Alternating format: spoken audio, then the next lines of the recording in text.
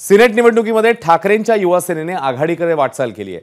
ठाकरेंच्या युवा सेनेचे 3 उमेदवार विजयी झाले आहेत। 10 पैकी एकूण 5 जागी युवा सेनेचे उमेदवार आघाडीवर आहेत। मयूर पांचाळ, शीतल देवरुखकर शेठ, धनराज कोहचाडे हे जिंकलेले आहेत, तर आणखी 2 उमेदवार हे आघाडीवर आहेत। तेव्हा सध्याच्या घडीला 5 जागी युवा सेनेचं वर्चस्व बघायला मिळतंय। वेदांतने अधिक अपडेट देतील। वेदांत, 3 जागी विजय आणि 2 जागी आघाडी, काय अपडेट्स आहेत आणखी?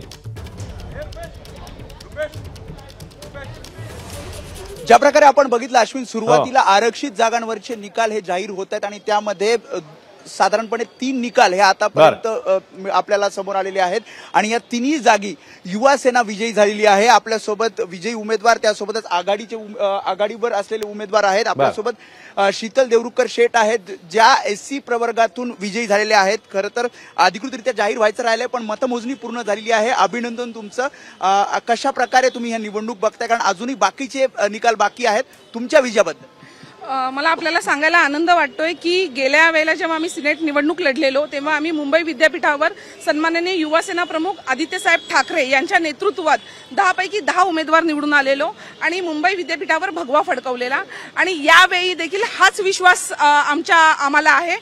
त्याची सुरुवात झालेली आहे। मुंबई विद्यापीठाचे मध्ये लढत असताना आमचे सगळेच उमेदवार हे विजयी पथावर आहे आणि मला सांगायला आनंद वाटेल की 5 जणांचा ऑफिशियल डिक्लेअर जरी होण्याचं राहिलं असेल तरी आपल्यासोबत आणखी एक महिला प्रवर्गातनं स्नेहा गवळी आहेत। तुम्ही सुद्धा आघाडीवर आहात। अधिकृतरित्या किती वेळ लागेल? आता लवकरच, म्हणजे अर्ध्या तासातच तुम्हाला समजेल की किती काउंट आहे तो मतांचा। विजयाचा पूर्णपणे विश्वास आहे। समोरचा उमेदवार किती मागे आहे ते तर रेसमध्ये सुद्धा नाही आहेत।